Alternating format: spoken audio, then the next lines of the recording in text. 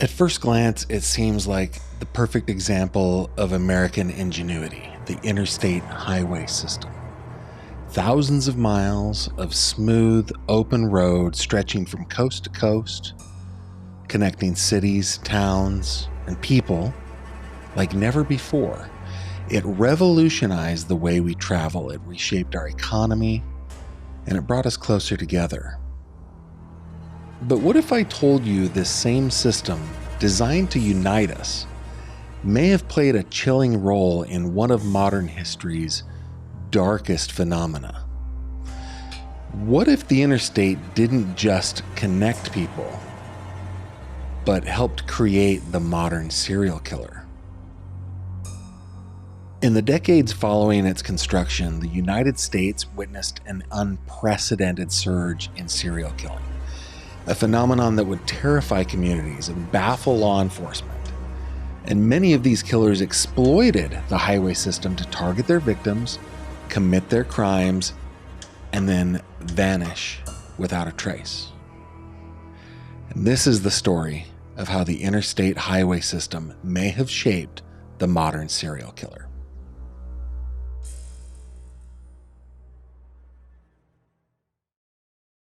If the interstate highway system had a single inventor, it would be Dwight D. Eisenhower. While that's not entirely accurate, this was a massive collaborative effort. Eisenhower's vision and leadership is what made it possible, and his inspiration came from two transformative experiences. The first was in 1919 when a young Eisenhower joined a military convoy attempting to drive coast to coast. The journey was a disaster. Vehicles constantly broke down, roads were often little more than muddy tracks, and it took an agonizing 62 days to reach the Pacific. And Eisenhower never forgot that experience. The second was during World War II when he saw Germany's Autobahn. These high-speed roads, they weren't just for civilian use, they were a military asset. And Eisenhower saw that. It allowed troops and supplies to move quickly across the country.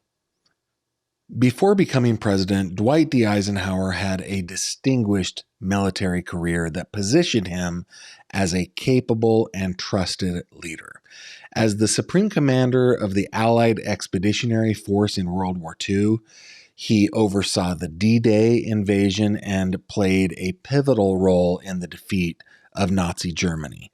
His strategic brilliance, his ability to unite diverse forces, earned him international acclaim. And following the war, Eisenhower served as the first Supreme Commander of NATO before turning to politics. In 1952, he was elected as the 34th President of the United States, bringing his vision for infrastructure and national defense to the forefront of his domestic agenda.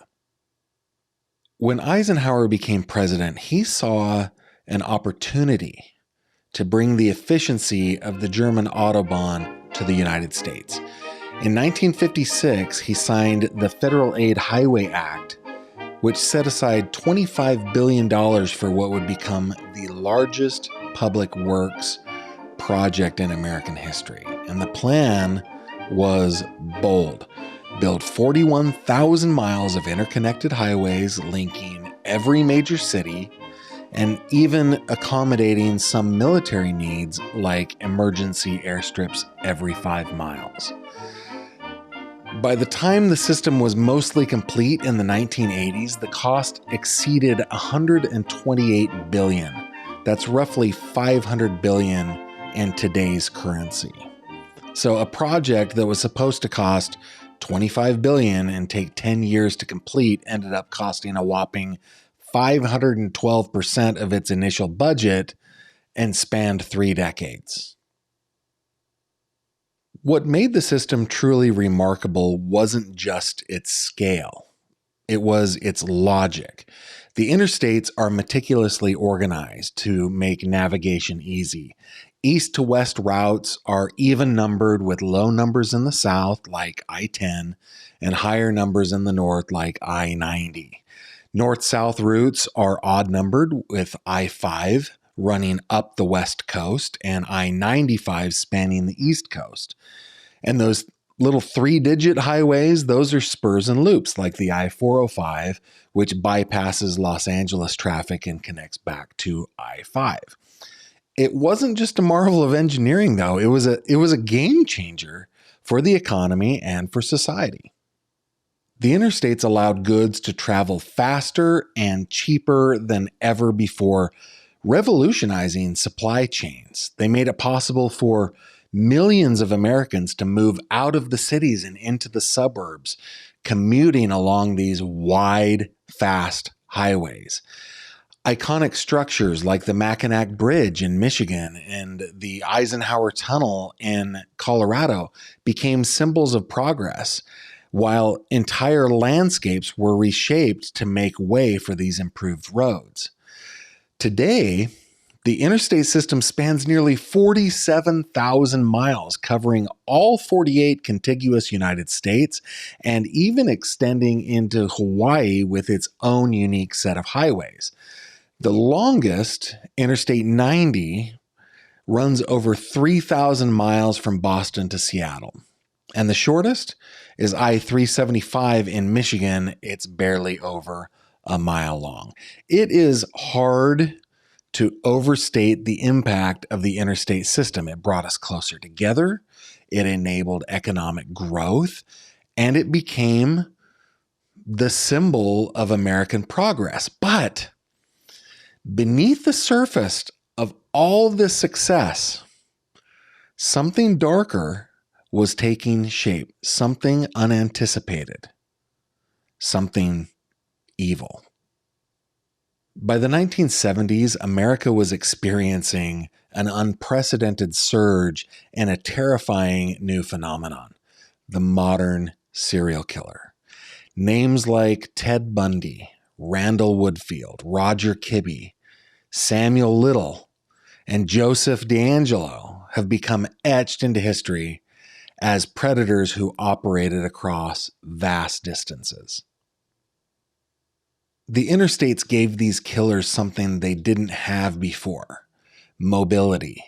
They could target victims of one area, commit their crimes, and disappear, traveling hundreds of miles in a matter of just a few hours.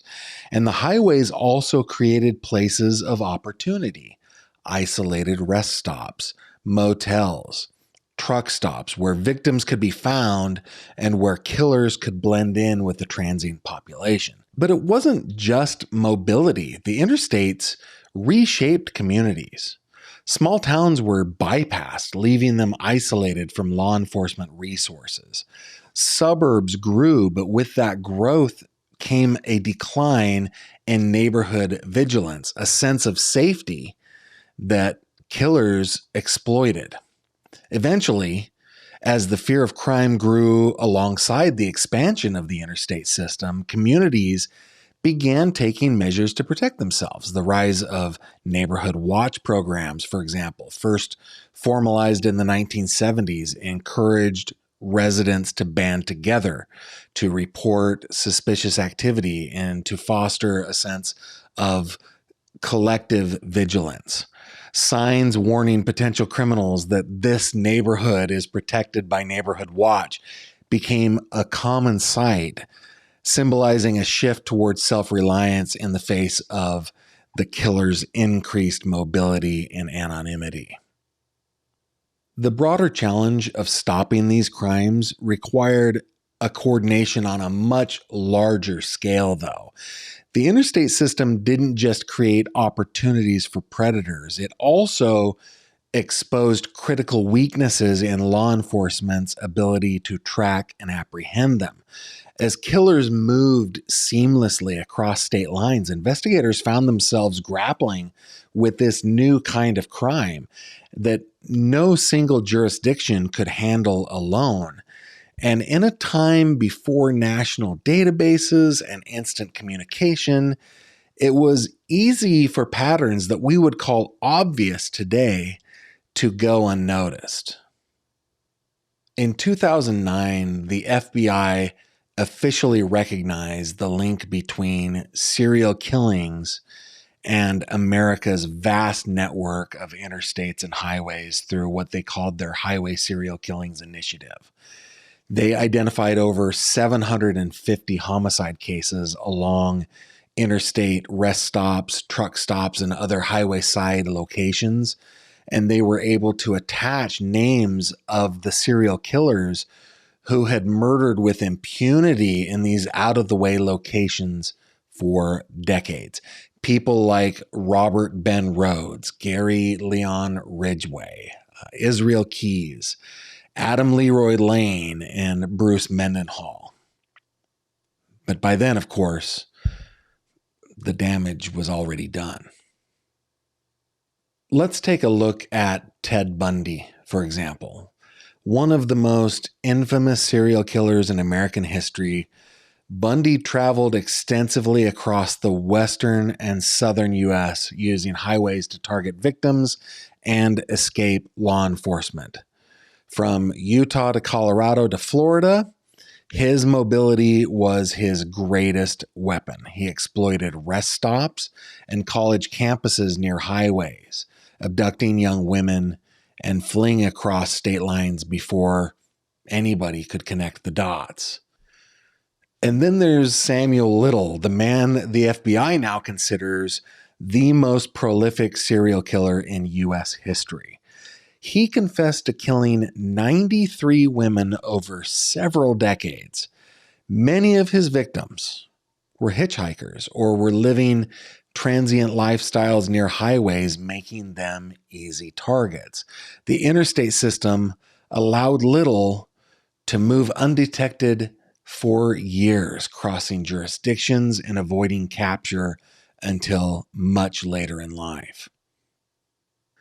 Adam Leroy Lane, known as the Highway Killer, exemplifies how the interstate system became a tool for predators like him.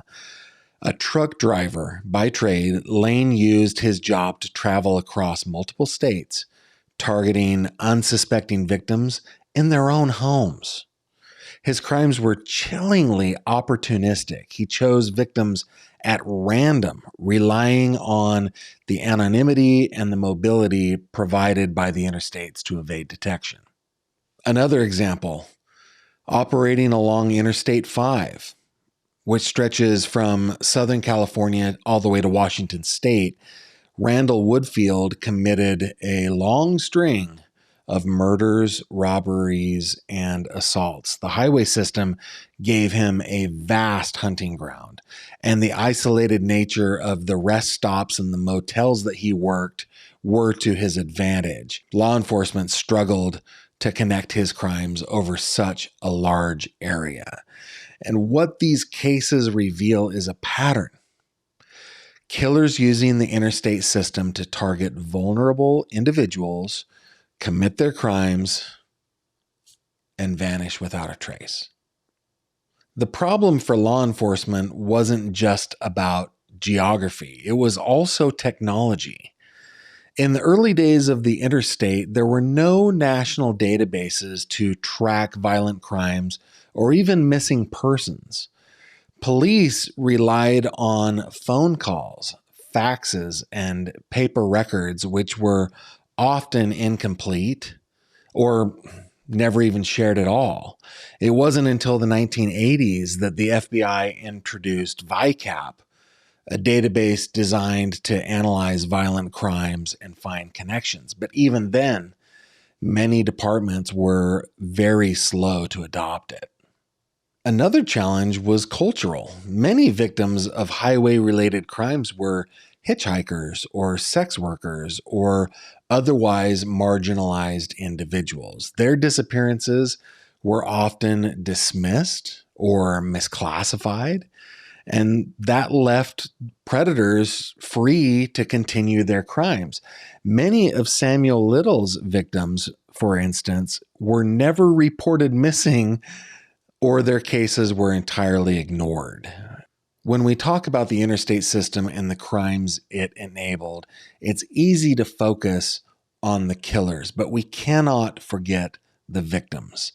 the people whose lives were forever altered or lost because of this dark chapter in our history. Behind every statistic is a person with a story, a mother, a sister, a friend. Their lives mattered and their stories deserved to be told.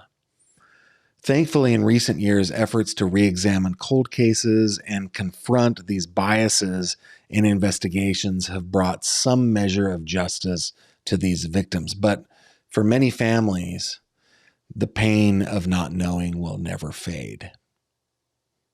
The interstate highway system was built to connect us, to make life easier, to make it faster and more convenient.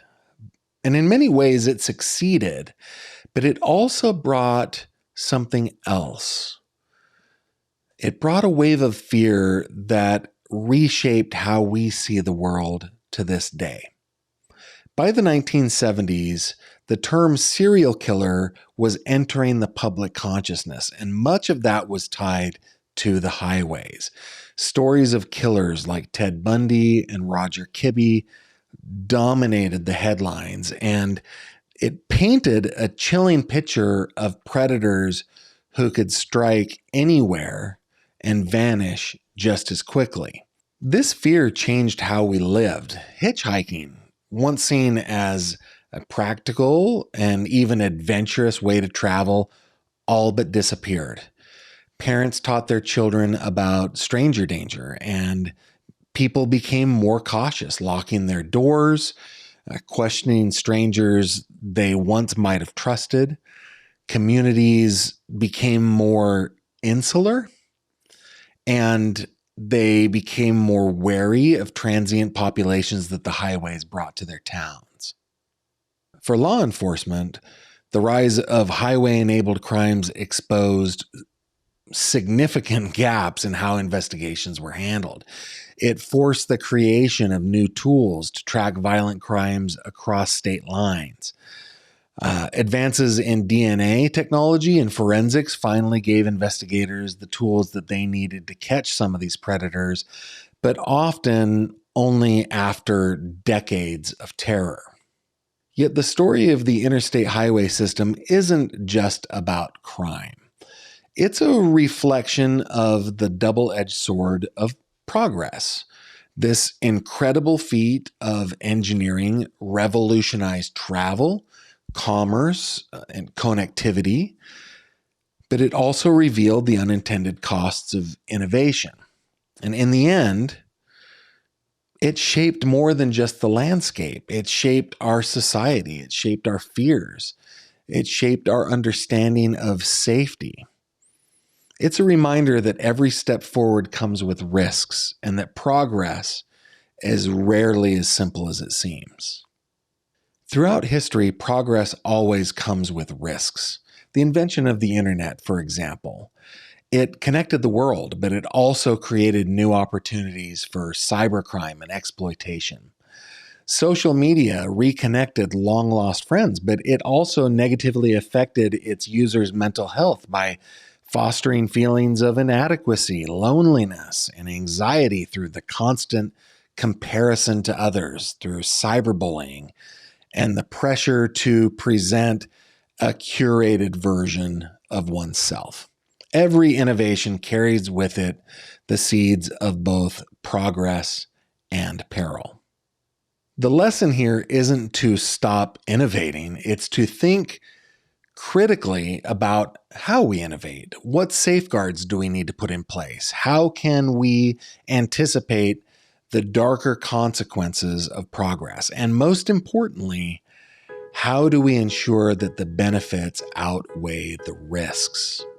The interstate highway system is a marvel of human achievement, but it's also a cautionary tale, a reminder that progress is rarely simple and that every road we build comes with choices about the society that we want to create. Thank you for joining me in this exploration of the unintended consequences of the highways that we probably take for granted every single day. If you found this story as fascinating as I did, please consider sharing it. Please consider subscribing to the channel if you want more content like this, and joining the conversation in the comments below. I would love to hear your thoughts on the balance between innovation and its costs. Take care.